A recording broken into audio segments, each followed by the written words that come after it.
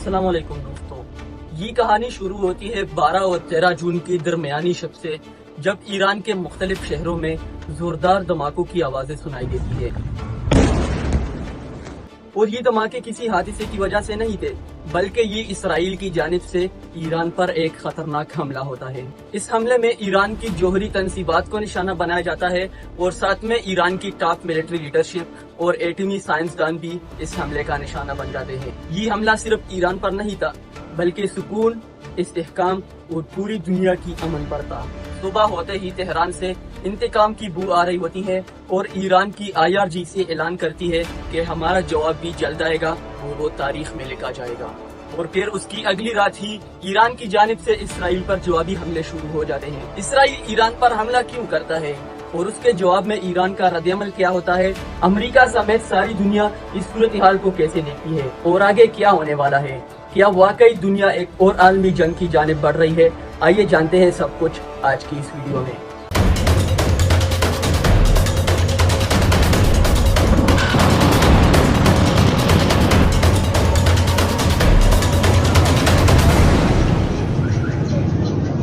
तेरह जून की रात इसराइल ईरान के खिलाफ एक ऑपरेशन लॉन्च करता है जिसका नाम होता है operation rising lion. Moments ago, Israel launched Operation Rising Lion, a targeted military operation to roll back the Iranian threat to Israel's very survival. और इसराइल के टारगेट होते हैं ईरान के जौहरी तनसीबात, एटमी साइंसदान और ईरान की टॉप मिलिट्री लीडरशिप। इस हमले में ईरान के 6 से 7 एटमी साइंसदान शहीद हो जाते हैं और इसके साथ ईरान की टॉप मिलिट्री लीडरशिप भी इस हमले का निशाना बनती है।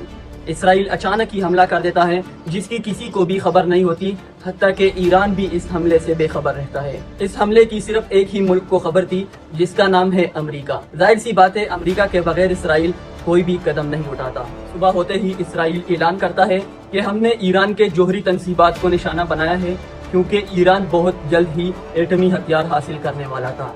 अमेरिका की जानिब से पहले ये कहा जाता है कि हमें इस हमले के बारे में कुछ भी इल्म नहीं था, लेकिन बाद में वो ये बयान चेंज कर देता है कि हमें इल्म था, लेकिन हमने इस हमले में इसराइल का साथ नहीं दिया।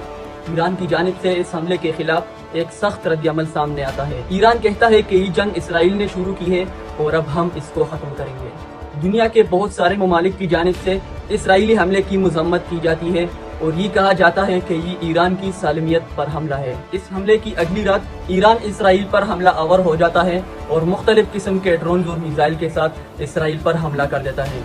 लेकिन यहाँ पर ईरान को थोड़ी मुश्किल का सामना होता है, क्योंकि इसराइल के साथ जॉर्डन, जो कि एक इस्लामी मुल्क है, वो जब इसराइल ईरान पर हमला करता है तो ना किसी इसराइली मिसाइल को रोकता है, ना किसी इसराइली ड्रोन और ना किसी इसराइली तैयारे को रोकता है। लेकिन जब ईरान वापस इसराइल पर हमला कर देता है तो जॉर्डन की जानिब से ईरानी ड्रोन और मिसाइल्स को निशाना बनाया जाता है और वो रास्ते में ही रोक लिए जाते हैं। साथ में इसराइली दिफाई सिस्टम आयरन डोम भी ईरानी मिसाइल को रोकने की कोशिश करता है, लेकिन फिर भी कुछ ना कुछ ईरानी मिसाइल और ड्रोन अपने टारगेट को हिट करते हैं। इसराइल के मुताबिक तो इसका कुछ नुकसान ही नहीं हो पाता उसी हमले में, लेकिन तस्वीर और वीडियो कुछ अलग ही कहानी शो करती है। पहली बार इसराइल की सरजमीन से धुआं उठता है और ईरान के मुताबिक ये इसराइल पर हमलों का सिर्फ एक आगाज होता है। उसके बाद ईरान इसराइल के ऊपर एक और ऑपरेशन लॉन्च करता है जिसका नाम होता है ट्रू प्रॉमिस 3, जिसमें ईरान बैक वक्त 150 से ज्यादा मिसाइल और 100 से ज्यादा ड्रोन इसराइल की जानिब छोड़ता है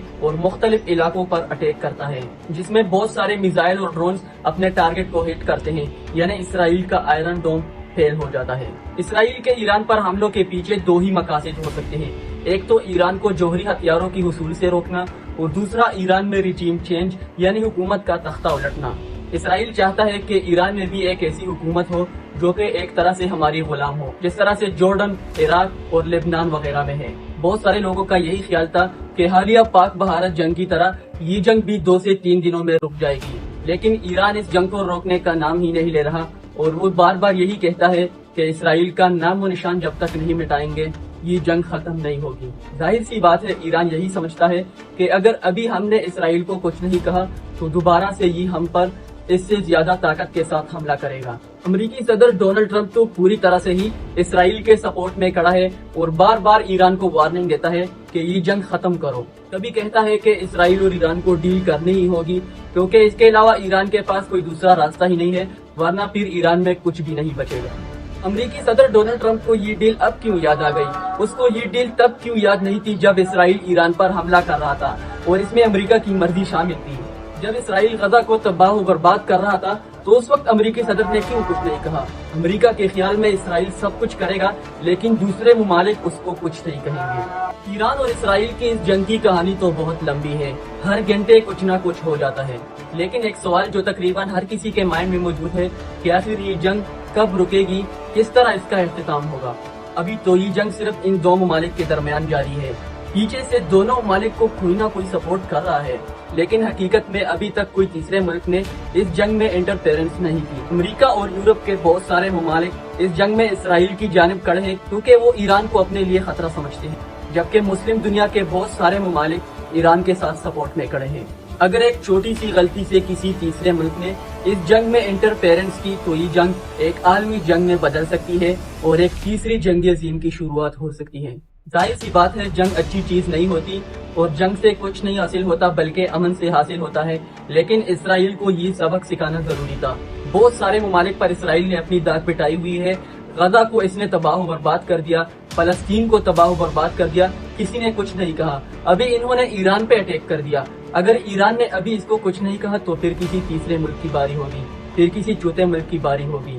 ایران نے جس طرح اسرائیل پر جوابی اٹیک کیا ہے تو اسرائیل اس سے حواس باختہ ہو چکا ہے، کیونکہ اسرائیل نے ایسا دن تو دیکھا ہی نہیں تھا۔ غزہ کو اس نے تباہ و برباد کر دیا اور وہ مزے کر رہا تھا، جشن منا رہا تھا۔ جب غزہ کے چھوٹے چھوٹے بچے مر رہے تھے تو اسرائیل میں جشن مناتے تھے وہ لوگ۔ ابھی جب ایرانی حملوں میں اسرائیل کے لوگ مر رہے ہیں تو ان کو تھوڑا بہت تو اندازہ ہو رہا ہوگا کہ بمباری کیسی ہوتی ہے، جب کوئی دوسرا ملک آپ پہ اٹیک کرتا ہے تو کیسی فیلنگ ہوتی ہے۔ بہت سارے ممالک اس لیے ایران کی سپورٹ میں کھڑے ہیں کیونکہ ایران کی کچھ غلطی نہیں ہے۔ اس وقت دنیا کے 9 ممالک کے پاس جوہری ہتھیار موجود ہیں، امریکہ اور اسرائیل کے پاس بھی موجود ہے، تو پھر وہ کس منہ سے دوسرے ملک کو کہتے ہیں کہ آپ کے پاس ایٹمی ہتھیار نہیں ہونے چاہیے اور ہم آپ کو ایٹمی ہتھیار نہیں بنانے دیں گے؟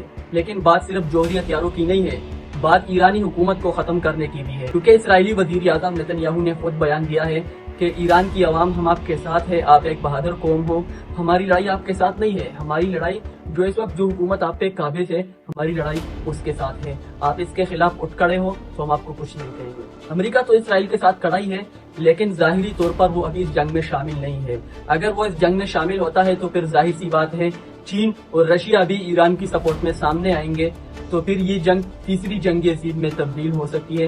اللہ نہ کرے کہ ایسا ہو، لیکن ابھی ایسا خطرہ موجود ہے۔ ابھی تو یہ جنگ رکنے کا نام ہی نہیں لے رہی، دیکھتے ہیں اس میں آگے کیا ہوتا ہے، اللہ کرے کہ اس کا اختتام جلد ہو۔ لیکن دوستو یاد رکھے ہر مسئلے کی جڑ یہی اسرائیل ہے، دنیا میں جو بھی کچھ فساد ہو رہا ہو اس میں اسرائیل کا ہاتھ لازمی ہوگا۔ دراصل اسرائیل ہر ملک کے اوپر اپنی داغ بٹانا چاہتا ہے۔ تو دوستو یہ تھی کچھ باتیں ایران اور اسرائیل کے درمیان جاری اس لڑائی کی۔ آپ کیا سمجھتے ہیں کہ اس میں کس کی غلطی زیادہ ہے اور آپ کے خیال میں اس جنگ سے تیسری جنگ عظیم کی شروعات ہو سکتی ہے یا نہیں؟ اپنی رائے کا اظہار کمنٹ میں ضرور کریں۔ دوستو اگر ویڈیو اچھی لگی ہے تو لائک کریں اور ایسی مزید ویڈیوز کے لیے چینل کو سبسکرائب کرنا بالکل بھی مت بھولیں۔ ملیں گے اگلی ویڈیو کے ساتھ، تب تک کے لیے اپنا ڈھیر سارا خیال رکھیے۔ Thank you so much for watching. اللہ حافظ۔